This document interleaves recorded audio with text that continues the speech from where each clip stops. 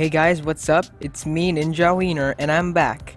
And guess what? A few hours ago, I just got done finishing watching the Sonic the Hedgehog movie, and I'm gonna review it. Yeah, it's my first movie review on the channel, so just before we start, thank you guys for watching, and I hope you enjoy the video.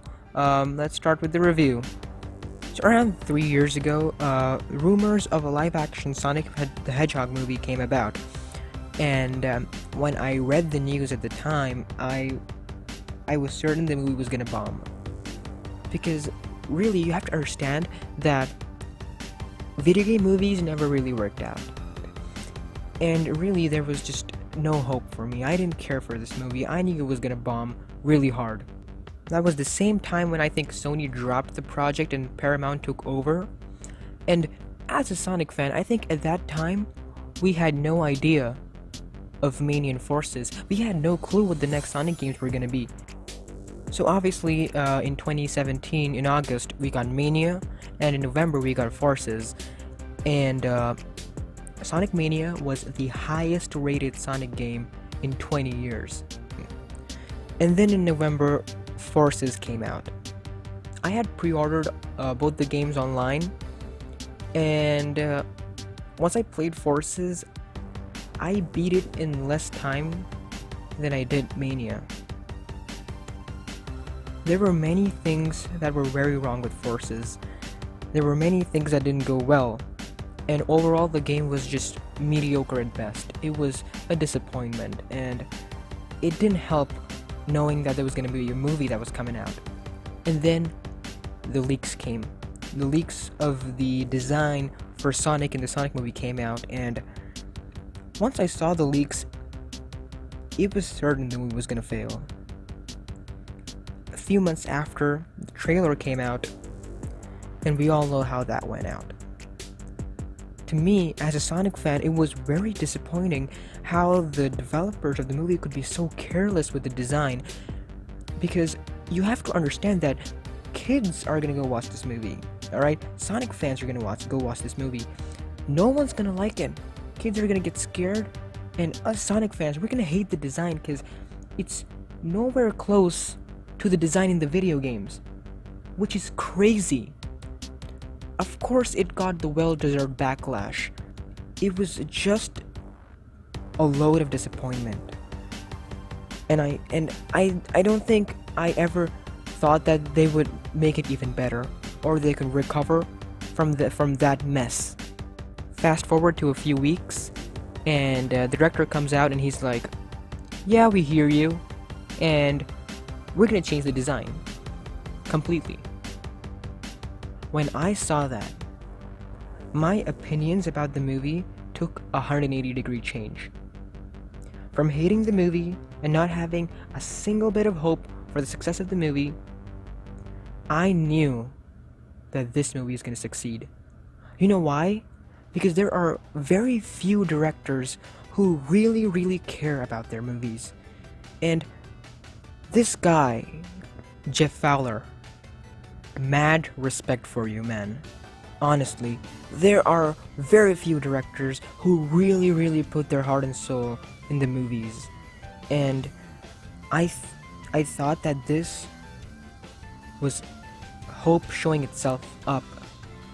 And I knew for a fact that this movie was gonna succeed, knowing that the director was gonna take the responsibility to lose millions of dollars but still change the design, which he did. And honestly, that is just a mad respect moment right there. Jeff Fowler, I love you. Fast forward to a few weeks or a few months, and then we get leaks about the new design, and wow, was it a relief. It had the blue arms, but I didn't care. Anything would be better than that monstrosity. And wow, I was really satisfied with the design. And after the leaks, the official trailer came out, redone, and with the new design, and wow, it was just amazing. I've never been so happy about a movie, and honestly, I'll tell you this, this is a very rare instance you'll see of a director taking the responsibility of changing something as complicated as a CGI model in a multi-million-dollar movie only for the fans. Fast forward a couple months to just a few hours ago, and I saw the movie, and wow, it's a masterpiece. It is definitely one of the best movies I've seen in my life. Wow. You know something? I really wanted Roger Craig Smith to voice Sonic in this movie. And when I heard that Ben Schwartz was doing the voice, I was very, very disappointed by the fact that they weren't taking Roger Craig Smith for the role. And I really had very low hopes for Sonic. And then once I saw the movie, I think, wow, Ben Schwartz, you've won me over. Literally, I'm in love with this version of Sonic. You have my respect, Ben Schwartz. I'm really sorry for doubting you, and you were just magnificent with the role. And moving on to Jim Carrey, wow, he stole the show. You know how there are certain characters in certain movies that, steal the show from the main character? Like, in The Dark Knight, it was Heath Ledger and his Joker. And in the Sam Raimi trilogy, it was J.K. Simmons with J. Jonah Jameson. Jim Carrey was that for this movie. I swear, he stole the show. By far, the best character in the entire movie is Jim Carrey. You're gonna love him. If you're a huge fan of Mike Pollock as Dr. Eggman, you're gonna love this Robotnik. I swear, Jim Carrey, you've literally won me over. I'm very speechless, I swear. Jim Carrey, you've done an amazing job with the Robotnik. You just left me mind blown, honestly. Just such a faithful Dr. Robotnik to the games. Love it. Now let's talk about the other things that stand out from this movie. And the one thing that Sonic fans will notice is the love for the source material. The movie literally opened with the Paramount logo with the rings, the Sega logo with all the games like Streets of Rage, Sonic the Hedgehog, Alex Kidd, Altered Beast, Phantasy Star, Rise Star, and many other Sega games, while an orchestrated version of Green Hill Zone was playing in the background. I had the biggest smirk on my face, even bigger than the one on Sonic 3's cover. And the fact that Green Hill Zone was in the movie, and Hyper Potions did the music, is the same one from Mania, and wow, it was so awesome. The sunflower from the original Green Hill Zone was there as well, the iconic sunflower, this particular one, and it was just awesome. And I think that tribe that was there, those were echidnas, so I was hoping my boy Nux would be there, but he wasn't, so gotta say, he was very, very faithful to the source material. Sonic was just done very, very properly, and honestly, one of the best parts of the movie. Obviously, it's a Sonic movie. Now, I love movies that have morals in them, This is the same reason why I loved Sam Raimi's Spider-Man trilogy so much. And in this movie, it was about friendship. It was such a heartwarming story, and Sonic's arc was just very beautifully written, and the story about friendship can go a long way. Friendship itself is a very beautiful thing, and this movie shows that very, very well. Now for the Sonic fans, it's all about the Easter eggs and references. But before we talk about that, let's talk about the music. And Tom Holkenborg, you really, really nailed the soundtrack for this movie. One of the best. And now for the Easter eggs and references, there were so many of them, and I swear, you will love them. You will get all of them. And to be honest, I was the only one in the whole theater who actually got those references and Easter eggs, and who was smiling because of them. Everyone else was just, they didn't understand them, because they were probably mostly kids and these adults who really, I don't think they play Sonic games at all.